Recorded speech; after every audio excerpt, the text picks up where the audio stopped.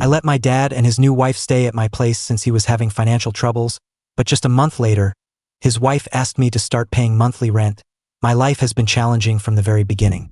My life has always been a struggle from the very moment I was born. You see, my mom tragically passed away while giving birth to me in the hospital, and I was left to be raised by my dad. Strangely, he blamed me, a literal infant, for her untimely death throughout my childhood. There wasn't a single day that went by in our house without him harshly reminding me that I was the reason my mom was no longer in this world. He would constantly tell me how my birth had taken away the person he loved most, how I had been the one to rip her from his life, and how he never really wanted me in the first place. He would go on about how my life had come at such a great cost and how I needed to work hard to make it worthwhile, or else my mom's death would have been in vain. As you can imagine, hearing those cruel words as a young child was devastating. I was too young to fully understand the complex emotions of grief, loss, and anger. I needed my mom too, but she was gone, and the only parent I had left treated me like I was the problem. My dad, the one person who was supposed to protect me, guide me, and be my comfort, instead became the one who constantly made me feel like I didn't belong.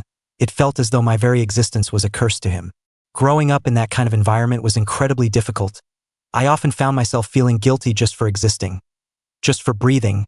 There were times when I longed to speak to him, to tell him how his words hurt me, how they made me feel like I didn't even belong in my own home, but fear kept me silent.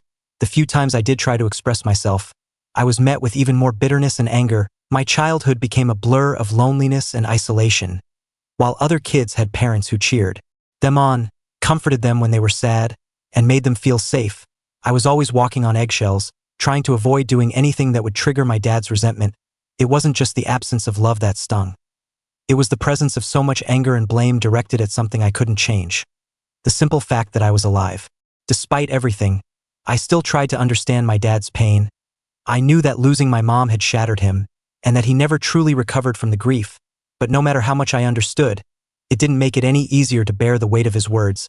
I was just a child, trying to navigate a world that felt cold and unwelcoming, and still, deep down, I longed for his approval, his love, his acknowledgement. I kept hoping, against all odds, that somehow, despite all the pain and hardship, I could make him proud.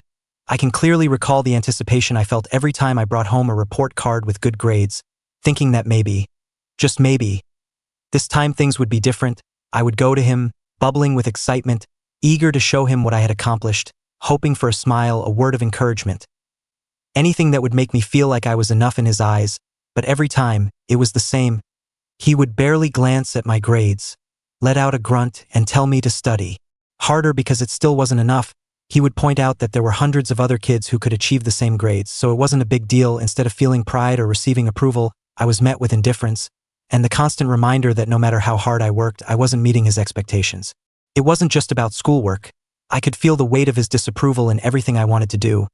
Anytime I expressed an interest in something outside of my studies, whether it was playing sports or spending time with friends, he would immediately shut it down. I was told that the only thing I needed to focus on was my academics, so I could get out of his house as soon as possible. Those words were a sharp reminder that I wasn't a child to be loved and cared for. I was just a burden to be gotten rid of, while my friends would talk about how their parents encouraged them to explore their hobbies and enjoy their childhood. I had no such support. I was constantly reminded that I was nothing more than a guest in my dad's house, and that I needed to follow his rules or risk being cast out. The weekends, which should have been a time to unwind and spend time with friends, were no different. If I ever asked to go out or hang out with my friends, he would launch into a rant about how I was wasting his money. Even if all I wanted to do was something simple, like visit a friend or go to the park, he would lecture me about how hard he was working to put me through school, and how I had no right to waste time or resources on maintaining friendships. It felt like anything that brought me joy or a sense of normalcy was automatically deemed unworthy or frivolous by him. One of the most painful memories I carry with me is how he reacted to my 15th birthday. Most kids look forward to their birthdays, eagerly planning parties or gatherings with their friends. But for me, my birthday was a day filled with dread. My dad never liked me celebrating my birthday, but that year, I thought things might be different. I wanted to go out for a movie with my friends, have some pizza, and enjoy the day. When I finally found the courage to ask him for some money, he lost it. He screamed at me, telling me that I had no right to celebrate, especially since it was also the day my mom had passed away. He made it crystal clear that my birthday would always be the worst day of the year for him, and that I should never think about enjoying it, so I never did. I never celebrated with my friends. Over time, these repeated experiences only reinforced what I already felt deep down, that my dad didn't want me around, that he hated me. The constant rejection and criticism took its toll, leaving me feeling like I was always walking on eggshells, desperately trying not to trigger more anger or disappointment. But I stopped listening to him. I had spent far too many years under his thumb, and now it was time for me to make my own decisions, to carve out the life I had always dreamed of, even with all the newfound freedom and excitement of college life. I never lost sight of my goals. I kept my grades up, determined to make the most of the opportunity one had fought so hard to earn. But I also made sure to enjoy myself, to experience all the things college had to offer. I went to parties, joined clubs, made new friends, pursued hobbies. I finally started living the way I had always imagined. It was during this time that I met Grace, my girlfriend. Meeting her was one of the most unexpected, yet wonderful things that happened to me in college. From the moment we met, there was something about Grace that drew me in. We were both incredibly similar, ambitious, driven, and focused on building our careers, but beyond that, what truly made our relationship special was the deep connection we shared. Grace understood me in a way no one else ever had.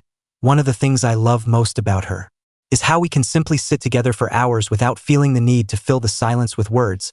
She lets me get lost in my thoughts, something that's incredibly rare to find in a relationship. With Grace, I never feel pressured to be anyone other than myself. We enjoy each other's company. Whether we're talking about our dreams and goals, or just sitting side by side, comfortably quiet. Grace was the first person in my life who truly made me feel like I didn't have to carry around the weight of guilt I had been dragging for so many years.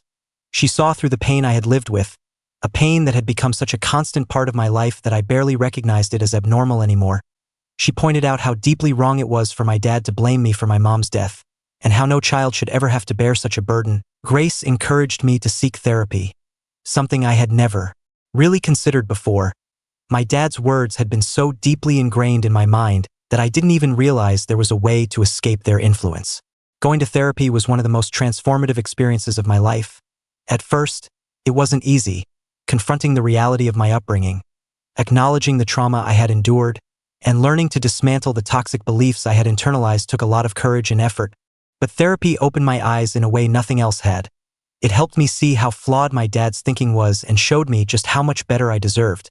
I slowly began to understand that I wasn't to blame for my mom's death, and that my dad's anger and bitterness were his problems, not mine. As I started to heal, I found myself growing angrier at my dad. It was as if all the resentment I had buried for years was finally surfacing. I had spent so many years trying to earn his approval, trying to be the child he wanted me to be, all while carrying the guilt he had placed on me. But now, I was realizing that none of it was my responsibility, and that he had unfairly burdened me with his grief and anger. This anger made it difficult to maintain any kind of relationship with him during my college years. I barely spoke to him, and when I did, our conversations were short and tense. I would snap at him, unable to hide the bitterness in my voice, and I had little patience for his attempts to control or criticize me. There was one time when I finally confronted him about everything. It wasn't something I had planned. It just came out in a moment of frustration and pent-up emotion. I told him about all the years he had blamed me for my mom's death, how his words and actions had deeply impacted my mental health, and how I wasn't going to let him do that to me anymore. I made it clear that I was done being his scapegoat and that I deserved to be treated with respect and dignity, or I would cut him out of my life for good. For once, he didn't have anything to say. He didn't apologize, which I had hoped for, but he didn't deny what I was saying either. After that conversation, I noticed a subtle shift in the way my dad interacted with me. He seemed to be trying to be gentler, less harsh in his words. It was as if he was making an effort to change, to be more considerate of my feelings. But despite this, our relationship remained strained. Years of pain and resentment couldn't be erased with a few kinder words. While I appreciated the small change in his behavior, I knew that the damage he had done would take much more than that to repair the relationship, if it could even be repaired at all. Over the years, though my relationship with my dad has remained sour, I no longer carry the same level of anger or guilt that I once did. I've come to terms with the fact that while I can't change the past, I can control how I let it affect my future. Grace's unwavering support and encouragement have played a huge role in this journey, and I'm incredibly grateful to her for helping me realize that I am worthy of love, respect, and happiness. Recently, my dad married his girlfriend, Ava. It was a small, intimate wedding, and despite everything that had happened between us over the years, I decided to attend the event with Grace. We wanted to show our support and wish them the best as they began this new chapter of their lives. I was happy for my dad, and I thought that maybe, just maybe, marriage would change him for the better. However, just a month after their wedding, my dad called me, sounding desperate. He had made some poor financial decisions and was now struggling to make ends meet. He told me he hadn't been able to pay rent for 6 months and was facing eviction. He asked me to cover his rent, telling me he couldn't tell his wife, fearing it would cause a fight between them. I immediately refused, despite having the means to help. I didn't want to be used as a financial safety net, especially with all the complicated history between us. I had worked hard to build the life I had, and I didn't want to set a precedent where he could turn to me for money whenever things went wrong. But after talking it over with Grace, I started to feel guilty. I couldn't shake the feeling that maybe I was being too harsh. Despite everything, he was still my dad, and maybe he really did need help, so I called him back and offered a compromise. I told him that while I wasn't willing to pay his rent, I would let him and Ava stay with me temporarily. Since I lived alone and had plenty of space, I offered them a place to stay until they could get back on their feet. It wasn't an easy decision, considering everything that had happened between us, but I felt it was the right thing to do. I made it clear that this arrangement was only temporary, and that I expected my dad to work towards getting back on his feet. My dad took some time to think about my offer, but eventually he called me back and agreed. Within 2 weeks, he and Ava moved into my place and I set up a guest room for them. The first month or so was an adjustment period for all of us. It had been years since I'd lived with my dad, and we were both very different people now. I was no longer the teenager who had to silently endure his criticisms. I was an adult with my own life, habits, and routines. Unfortunately, it didn't take long for his old patterns to resurface. My dad started commenting on my lifestyle and habits, as if nothing had changed, whether it was the way I spent my time, the way I kept the house, or how I managed my day-to-day life. He always seemed to have something to say. But I wasn't the same person anymore. This time, I wasn't going to let him have that kind of power over me. Whenever he started criticizing or trying to control aspects of my life, I stood my ground and told him to stop. I made it clear that he had no right to comment on my choices, especially while living under my roof. I wasn't rude, but I was firm. I wasn't going to let him dictate how I should live my life. Not anymore. Of course, this didn't sit well with his wife, Ava. A couple of times, she made comments about how I needed to respect my dad. She'd tell me how much he had supposedly sacrificed, and I would just shake my head. I knew the truth about him, and it was obvious she didn't know half of what he had put me through as a child. I did respect my dad, but I wasn't going to let him walk all over me or undermine my choices. I had spent too much of my life trying to please him at the expense of my own happiness, and I wasn't about to fall back into that pattern. Still, it wasn't my place to tell Ava about the truth of my past with him, so I kept quiet whenever she made those remarks. It wasn't worth getting into an argument over. I knew living together was going to be challenging, but I hoped that over time, we could find a way to coexist without too much friction. But then, one evening, after a particularly long day at work, I came home to find my dad sitting in the living room watching TV with his wife. The house was a mess, and there were dishes piled up in the kitchen. I asked my dad why he hadn't cleaned up, especially since I had told him and Ava repeatedly that they needed to pick up their share of the household duties, and it was his day to clean. That's when he started, in that familiar tone that always set my teeth on edge. "You're a grown-ass adult who I raised single-handedly after your mom passed away. You should feel ashamed for even asking me to do more work for you at this age. You can wash the dishes yourself." I was so pissed hearing those words. I shot back. "You know what's really embarrassing? The fact that you're sitting here on my sofa, in my house, watching my TV, eating my food, and ordering me around, when you were the one who begged me to move in for free. You and your wife have done nothing to help me out this whole time. Guess what? If you don't feel like doing the dishes, you can just pack your bags and leave any time." My dad just stared at me, taken aback by the force of my response.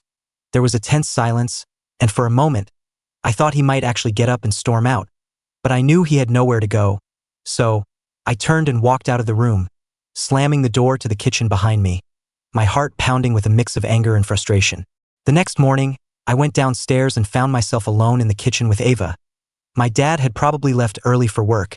As I was about to exit the kitchen, Ava asked if she could talk to me. I wasn't entirely sure what to expect, but I agreed to sit down and listen.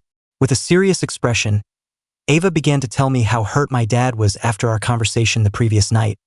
She said that I had no right to treat him that way, especially considering how much money he had supposedly spent to help me buy my house. Naturally, I was taken aback. My dad hadn't given me any financial support since I left for college. I had bought this house with my own money, saved diligently over the years. The claim that he had contributed significantly to my purchase was completely unfounded.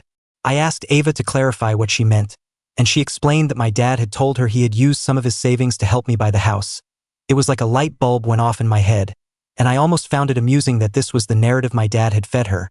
Before I could respond, Ava continued to insist that I should be grateful for the help my dad had supposedly given me. She felt that, given everything he had supposedly done for me, I owed him more respect. Ava argued that, given his financial struggles, it was only fair for me to start repaying some of that money by paying rent to them while they stayed with me. Since, according to her, this was basically my dad's house, her argument was that it was the least I could do, considering the financial sacrifices my dad had supposedly made for me. I stared at her, and I couldn't hold it in anymore. I started laughing. The whole thing was so absurd that I couldn't take it seriously. When I finally managed to stop laughing, I told her the truth, that I was the actual owner of the house and my dad hadn't contributed a dime. The look on her face was priceless. It was clear that she had no idea I owned the house, and the embarrassment and anger she felt must have been overwhelming. She asked me if it was really true that my dad had never helped me out, and I told her how my dad didn't even have enough money to pay for his own rent. So how could he ever have afforded to contribute to my house? After our talk, I guess she must have seen the truth too. Since she didn't argue much, however, not long after, she packed up her things and left my place that very same day. I didn't stop her because, frankly, it was none of my business. Later in the evening, when my dad came back home, he called Ava to ask why her things were gone. When he found out that I had told her the truth about the ownership of the house, he started blaming me for not keeping my mouth shut.